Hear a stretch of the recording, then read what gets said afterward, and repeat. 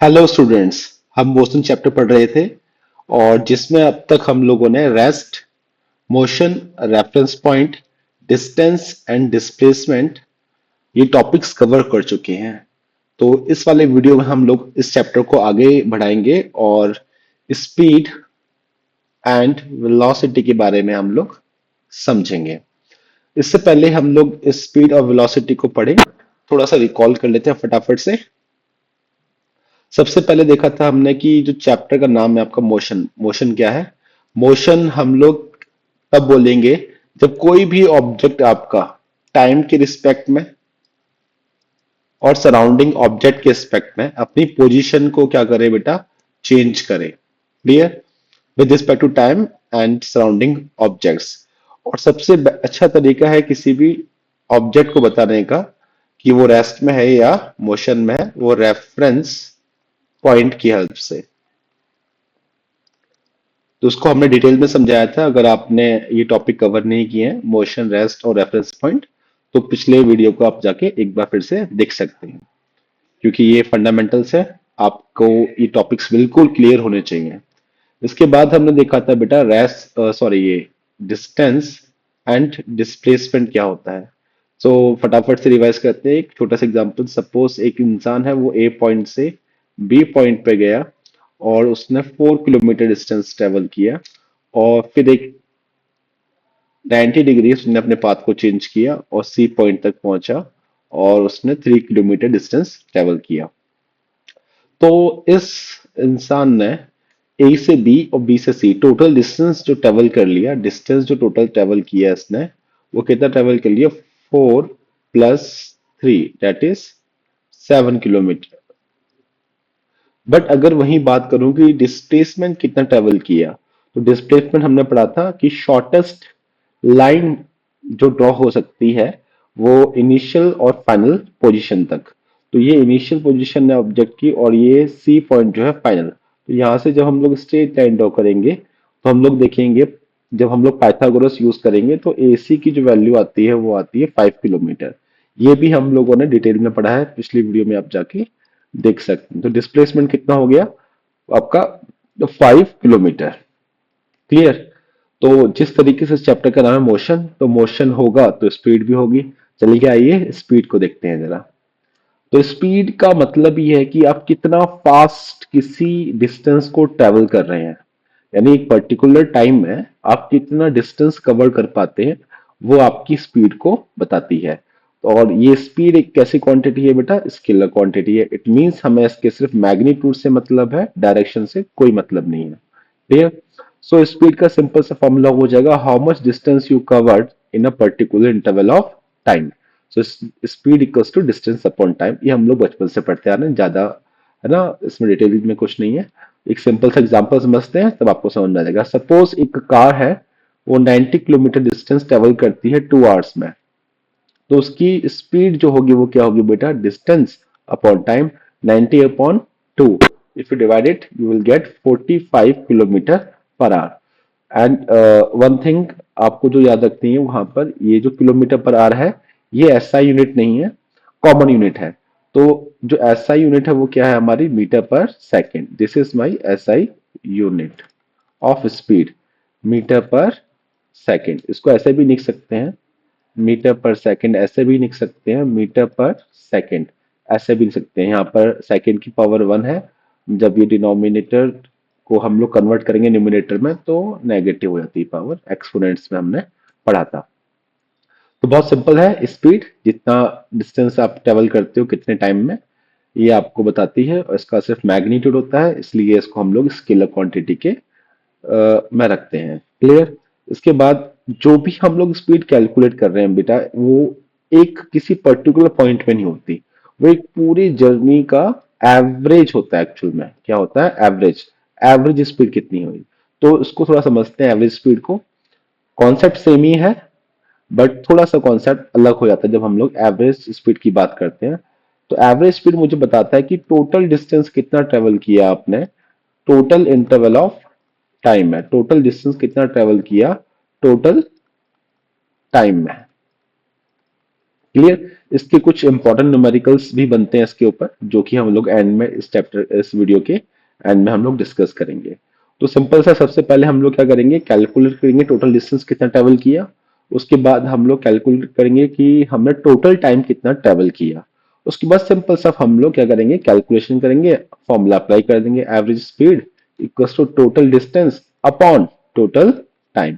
एक एग्जांपल से समझते हैं। Suppose walking 3 kilometer in 1 hour and then 2 kilometer in 30 minutes means 0.5 hours।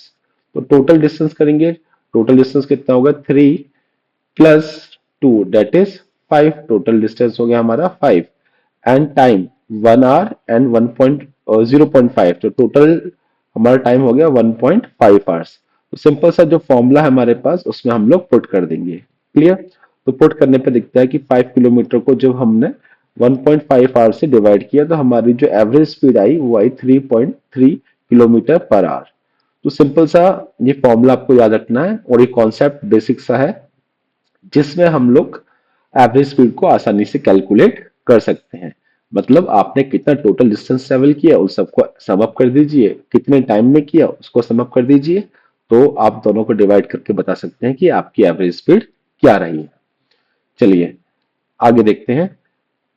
ये बहुत इंपॉर्टेंट कॉन्सेप्ट है वेलोसिटी, जो बच्चों को बहुत परेशान करता है कि स्पीड में क्या डिफरेंस है, स्पीड और वेलोसिटी में क्या डिफरेंस है, दोनों में मतलब रिलेशन क्या है। ये सब जब भी हम लोग बेटा स्पीड को है ना डायरेक्शन के साथ लिखते हैं या बताते हैं तो उसी को बोल देते हैं हम लोग, उसी को बोलते हैं हम लोग वेलोसिटी।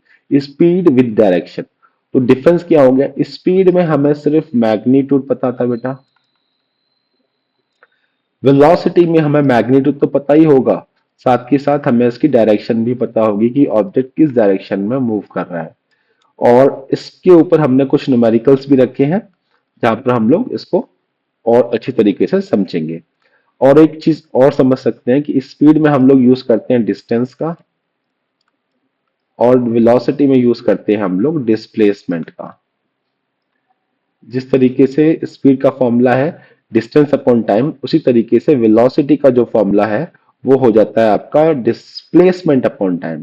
क्योंकि डिस्प्लेसमेंट एक वेक्टर क्वांटिटी है, इसलिए वेलोसिटी भी क्या हो जाती है आपकी एक वेक्टर क्वांटिटी हो जाती है, जो कि हमें मैग्नीट्यूड और डायरेक्शन दोनों बताती है।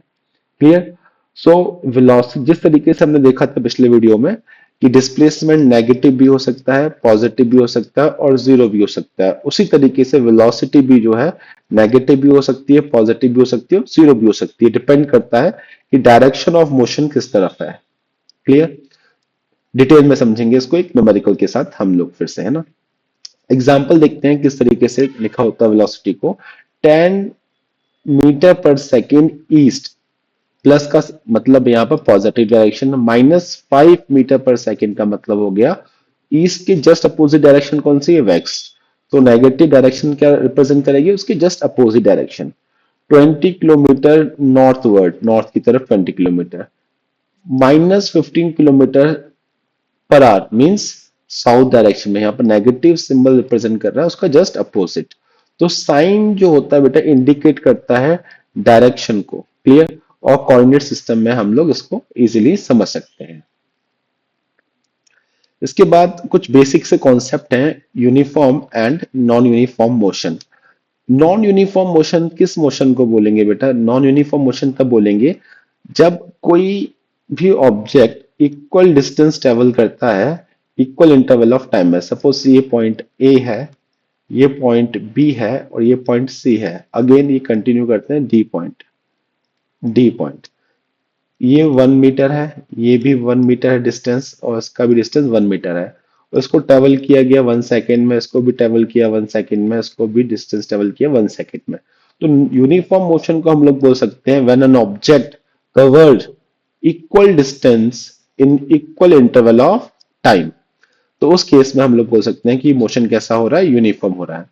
इसका जस्ट अपोजिट हो जाएगा नॉन यूनिफॉर्म मोशन में, जब आपका अनइक्वल डिस्टेंस ट्रेवल हो इक्वल इंटरवल ऑफ टाइम में। सपोज 1 सेकेंड में, पहले 1 सेकेंड में 5 मीटर डिस्टेंस ट्रेवल हो गया, दूसरे 1 सेकेंड में 3 मीटर ट्रेवल हो गया, फिर तीसरे सेकेंड में फिर 2 मीटर हो गया। तो यहाँ पर अनइक्वल डिस्टेंस ट्रेवल हो रहे हैं बेटा इक्वल इंटरवल ऑफ टाइम में। तो that represent the non uniform motion. ठीक, अगर इनके ग्राफ को हम लोग जरा देखें तो यूनिफॉर्म मोशन का ग्राफ किस तरीके से बनेगा वो जरा देख लेते हैं। एक बार इसको इरेज कर देते हैं फटाफट से। उसके ग्राफ भी समझ लीजिए, कभी कभार है ना एग्जाम में ग्राफ भी पूछे जाते हैं कि बताइए इनमें से ग्राफ कौन सा है यूनिफॉर्म मोशन का, या फिर आपसे बोलेंगे कि ड्रॉ करके बताइए। क्लियर। सो यहाँ पर हमने वही कोऑर्डिनेट सिस्टम लिया। दिस इज एक्स एक्सिस और this is Y axis and this is my origin. This is first quadrant. So हम लोग समझते हैं कि एक्स एक्सिस को हम लोग टाइम से रिप्रेजेंट कर रहे हैं, और यहाँ पर एक्स को एक्स ना लेके हम लोग एस ले लेते हैं, एस डिस्टेंस। क्लियर। तो इसको थोड़ा सही कर लेते हैं। ये हमें बता रहा है डिस्टेंस। सपोज पहले सेकंड में 1 किलोमीटर, फिर दूसरे सेकंड में फिर यहाँ पर डॉट्स बनाएंगे कोऑर्डिनेट्स। इस तरीके से आपके जो ग्राफ ड्रॉ होने वाला है ये पूरा स्ट्रेट लाइन, यानी यहाँ पर यूनिफॉर्म मोशन का कुछ इस तरीके से ग्राफ ड्रॉ होगा। किसका? यूनिफॉर्म मोशन का। इक्वल इंटरवल में इक्वल डिस्टेंस ट्रेवल हो रहा है बेटा। इसका जस्ट अपोजिट ड्रॉ कर दीजिए, कुछ कर्व टाइप का। इक्वल इंटरवल में अलग अलग डिस्टेंस ट्रेवल हो रहे हैं। तो ये हो गया आपका नॉन यूनिफॉर्म मोशन का ग्राफ। और ग्राफ कैसा है ध्यान रखिएगा, ग्राफ है डिस्टेंस टाइम ग्राफ। हमने जो ड्रॉ किया अभी डिस्टेंस टाइम ग्राफ ड्रॉ किया है बेटा। क्लियर। चलिए आगे देखते हैं स्पीड टाइम ग्राफ। अभी हमने डिस्टेंस टाइम ग्राफ समझा, एक और छोटा सा ग्राफ समझते हैं कि ग्राफ एक्चुअली हमें क्या इंफॉर्मेशन प्रोवाइड करते हैं। क्लियर। तो जो एरिया होगा अंडर द कर्व रिप्रेजेंट करेगा किसको? डिस्टेंस को। यानी यहां पर जो फॉर्मूला था हमारे पास क्या था? Speed equals to distance upon time. तो टाइम को वहां मल्टीप्लाई कर दें तो क्या हो जाएगा? Speed multiply by time equals to distance. जब भी बेटा मल्टीप्लीकेशन पर देखिए साफ समझ जाइए आप कि इसका एरिया मुझे इंफॉर्मेशन देने वाला है डिस्टेंस की। Clear. For non uniform motion this appears has a horizontal line. देखिए अगर यहां पर स्पीड और टाइम का ग्राफ ड्रॉ करूं मैं, तो स्पीड लगभग लगभग कांस्टेंट रहती है टाइम के साथ। क्लियर। तो जो जितना भी एरिया यहाँ पर कवर होगा एक पर्टिकुलर इंटरवल ऑफ टाइम में, वो एरिया मुझे देगा डिस्टेंस। क्लियर।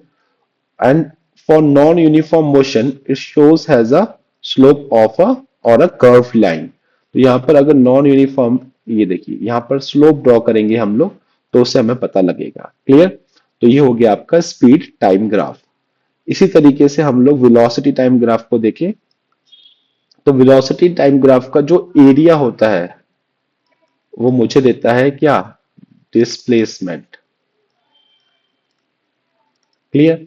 एरिया कवर जैसे स्पीड का हमें डिस्टेंस देता है, स्पीड टाइम ग्राफ का डिस्टेंस देता है, उसी तरीके से वेलोसिटी टाइम ग्राफ का हमें डिस्प्लेसमेंट देता है। क्यों? क्योंकि यहाँ पर सिंपल सा फॉर्मूला है वेलोसिटी का, velocity equals to displacement upon time. तो ये अब जहां पर जाएगा तो वेलोसिटी मल्टीप्लाई बाय टाइम मुझे देगा क्या? डिस्प्लेसमेंट। तो यहाँ पर जब भी मल्टीप्लीकेशन में हो तो उसका मतलब समझ जाइए आप, एरिया तो length multiply by area. Clear, ऐसे याद रखिए आप। तो ये मुझे डिस्प्लेसमेंट देगा। सो ये तो बात होगी एरिया की। जो स्लोप होगा बेटा, स्लोप मुझे बताएगा कि एक्सीलरेशन कितना हो रहा है। यानी कि यहाँ पर अगर कुछ इस तरीके से है तो यहाँ पर जो स्लोप है बेटा, स्लोप, आप स्लोप को ऐसे समझ सकते हैं एंगल बना रहा है जो एक्स एक्स के साथ में, या फिर परपेंडिकुलर अपॉन बेस ही बोल सकते हैं पर्टिकुलर लोकेशन पे। इसके ग्राफ के ऊपर हम लोग एक डिटेल में वीडियो भी बनाएंगे और कुछ क्वेश्चंस भी करवाएंगे अच्छे अच्छे, जिसमें आपके सारे ग्राफ क्या हो जाए? कवर हो जाए। तो ग्राफ के ऊपर एक और वीडियो लाएंगे, ठीक, जिसमें आपको ग्राफ में कोई कंफ्यूजन ना रहे। Distance time graph, velocity time graph, acceleration graph, सारे के सारे ग्राफ्स हम लोग कवर करेंगे। अभी बस आपको इतना याद रखना है कि स्लोप मुझे इन्फॉर्मेशन, देखो यहाँ पर अगर मैं बात करता डिस्टेंस टाइम ग्राफ, जब भी डिवाइड में हो तो समझ जाइए स्लोप, जब भी कोई चीज मल्टीप्लाई में हो तो समझ जाइए एरिया। तो स्लोप डिस्प्लेसमेंट टाइम ग्राफ का स्लोप मुझे देगा वेलोसिटी, वेलोसिटी टाइम ग्राफ का एरिया मुझे देगा। तो फॉर्मूले से समझ में आ जाता है हम लोगों को। क्लियर? चलिए आगे देखते हैं। अब कुछ क्वेश्चंस करते हैं फटाफट फटाफट, जिससे आपको पता लगे कितना आप लोगों ने सीखा। तो पहला क्वेश्चन है यहाँ पर, a car a car moves with a constant speed in a circular path, which quantity changing? Suppose एक कार है और वो एक सर्कुलर पाथ में क्या कर रही है बेटा, मोशन कर रही है। क्लियर?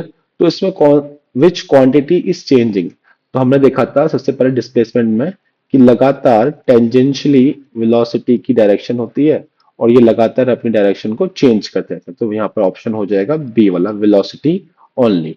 स्पीड चेंज नहीं होती, स्पीड कांस्टेंट रहती है यहाँ पर, है ना, क्योंकि आप बोला हुआ है, जब बोला ही है क्वेश्चन में कांस्टेंट स्पीड है तो स्पीड ओनली तो गलत है बेटा। इसमें स्पीड आ गया, ये भी गलत। दोनों में से कुछ नहीं होगा, ऐसा कुछ नहीं है। क्या होगा? सिर्फ वेलोसिटी। अगला क्वेश्चन देखते हैं, बहुत इजी है ये तो। 72 किलोमीटर ट्रेवल हो रहा है 1 आवर में किसी बस के द्वारा, बाय द बस। आप उसको सिर्फ स्पीड जो है मीटर पर सेकेंड में लिखनी है। स्पीड का सिंपल सा फॉर्मूला है, that is distance upon time. तो यहाँ पर डिस्टेंस दे रखा है 72 किलोमीटर। तो किलोमीटर को हम लोग 1000 से क्या करेंगे, डिवाइड मल्टीप्लाई करेंगे तो मीटर में हो जाएगा। और 1 आवर को जब हम लोग 3600 से करेंगे तो सेकंड में हो जाएगा। तो यहाँ पर ये आ जाएगा सेकंड में और ये आ जाएगा मीटर में, जिससे हमारी स्पीड जो है मीटर पर सेकंड में आ जाएगी।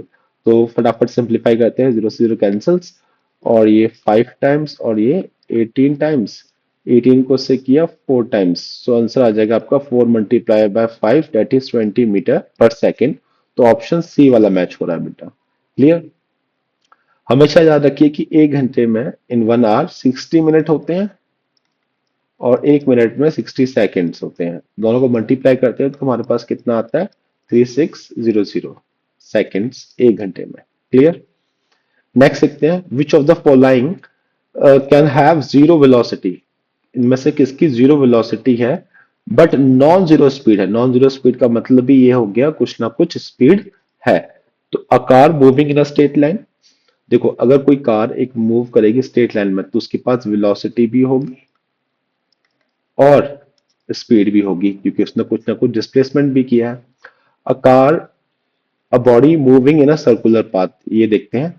अगर कोई बॉडी सर्कुलर पाथ में घूमती है और इनिशियल पोजीशन से स्टार्ट करती है और वापस से फाइनल पोजीशन में आ जाती है, तो यहाँ पर इस केस में डिस्प्लेसमेंट क्या होने वाला है बेटा, डिस्प्लेसमेंट होने वाला है जीरो। अगर डिस्प्लेसमेंट जीरो है तो वेलोसिटी का जो फॉर्मूला डिस्प्लेसमेंट अपॉन टाइम, ये भी वेलोसिटी भी क्या क्या निकल के आएगी, यहाँ पर जीरो निकल के आएगी। मगर स्पीड इस केस में क्या होगी, कुछ ना कुछ होगी, नॉन जीरो होगी। क्लियर? तो उस केस में बोल सकते हैं ऑप्शन बी सही है। स्टेशनरी बॉडी है तो नॉन जीरो स्पीड तो वैसे भी नहीं है। क्लियर? फोर्थ वाला देखते हैं, a body moving along a straight line changes its direction of motion.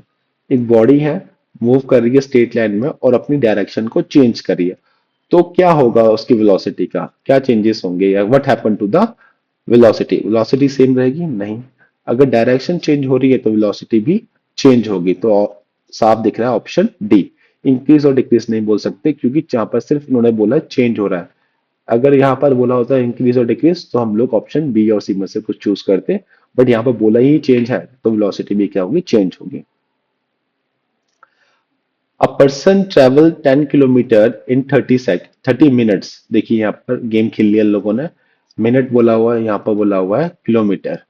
तो यहाँ पर 30 मिनट्स का मतलब हो जाएगा हाफ आवर, और हाफ आवर का मतलब होता है 0.5। क्लियर? 100 किलोमीटर को इजी है बेटा, ये आप होमवर्क है ये आप खुद कीजिएगा। A car travel 30, this is a most important बेटा।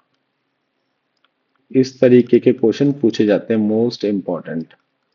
Clear? 30 kilometre at this speed and another 30 kilometre at this, find the average velocity. मैंने आपको टॉपिक समझाते समय ही बोला था कि इससे क्वेश्चन पूछे जाते हैं। तो हमें फॉर्मूला अच्छे से याद है कि एवरेज स्पीड का जो फॉर्मूला था वो था total distance upon total time, total distance upon total time. अब क्वेश्चन में दिक्कत यह है कि टाइम नहीं दे रखा है बेटा। डिस्टेंस तो दे रखा है, टोटल डिस्टेंस हम इजी से निकाल लेंगे 30 किलोमीटर यहाँ पर और 30 किलोमीटर यहाँ पर, तो हमारा टोटल डिस्टेंस क्या आ गया 60। तो यहाँ पर लिख लेते हैं फटाफट से, टोटल डिस्टेंस निकल के आता है हमारा 60 किलोमीटर।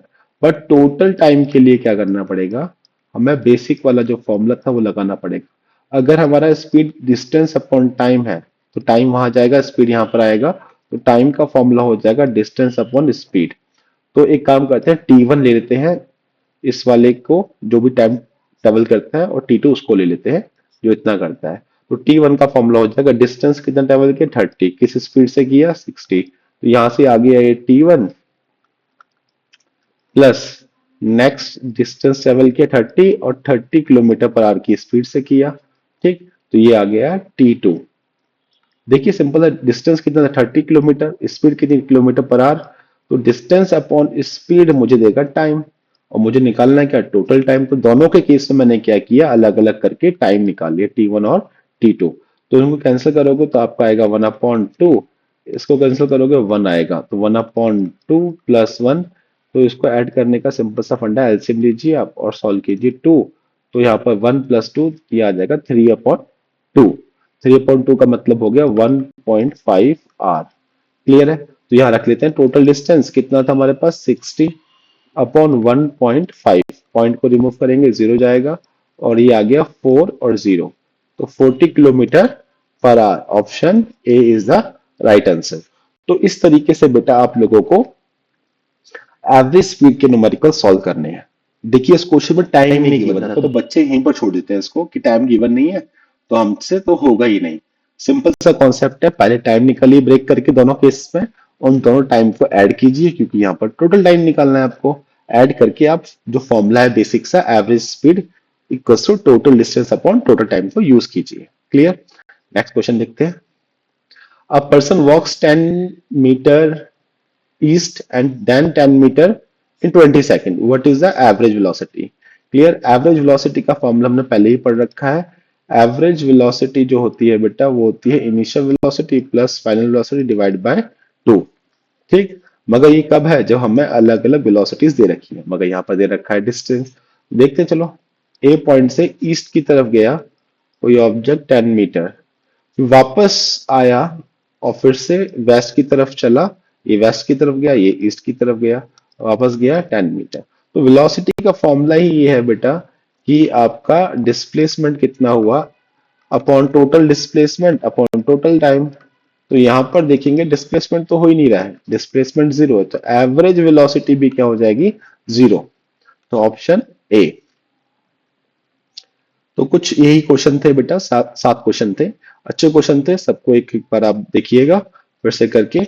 और चलिए फटाफट से समराइज करते हैं कि आज हमने क्या सीखा।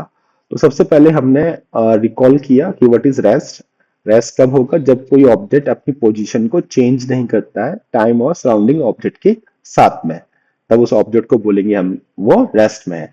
मोशन में कब होगा, मोशन में तब होगा जब वो अपने पोजीशन को चेंज करता है टाइम और सराउंडिंग ऑब्जेक्ट के साथ में।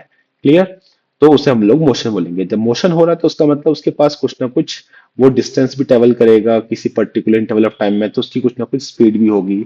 डायरेक्शन के सेंस में स्पीड के साथ अगर हम लोग डायरेक्शन को ऐड कर देते हैं तो वो वेलोसिटी बन जाती है। तो यहाँ पर हमने बेसिक बेसिक यही चीजें सीखी कि स्पीड और वेलोसिटी में डिफरेंस क्या है। स्पीड एक स्केलर क्वांटिटी जिसके सिर्फ मैग्नीट्यूड से मतलब होता है, वेलोसिटी एक वेक्टर क्वांटिटी जिसमें मैग्नीट्यूड और डायरेक्शन दोनों होते हैं। कैलकुलेशन बेसिस पे हम देखें, डिस्टेंस में डिस्टेंस यूज करते हैं हम लोग स्पीड में, और डिस्प्लेसमेंट यूज करते हैं हम लोग वेलोसिटी में। मोशन के टाइप देखे थे हमने, यूनिफॉर्म मतलब जो इक्वल डिस्टेंस ट्रेवल करेगा इक्वल इंटरवल ऑफ टाइम में, ऐसा तभी हो पाएगा जब कोई ऑब्जेक्ट कांस्टेंट स्पीड से मोशन कर रहा हो। और नॉन यूनिफॉर्म कब होगा, जब वो चेंजिंग वेलोसिटी से डिस्टेंस ट्रेवल कर रहा हो।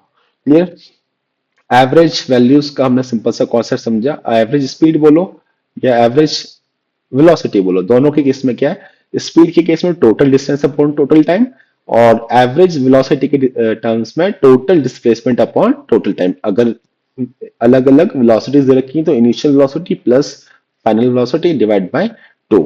तो इस तरीके से हम लोग एक एक टॉपिक हर वीडियो में कवर करेंगे, जिससे आपको ज्यादा लगे भी ना कि हमने ज्यादा टाइम दिया और हमारा 15-20 मिनट में एक टॉपिक कवर भी हो जाए, कुछ न्यूमेरिकल्स के साथ और कुछ कॉन्सेप्चुअल क्वेश्चन के साथ। तो thank you for watching this. अगर ये वीडियो आपको इन्फॉर्मेटिव लगी तो अपने फ्रेंड्स के साथ शेयर करें, और अगर कोई भी डाउट है आप कमेंट कर सकते हैं। Thank you. Have a nice day.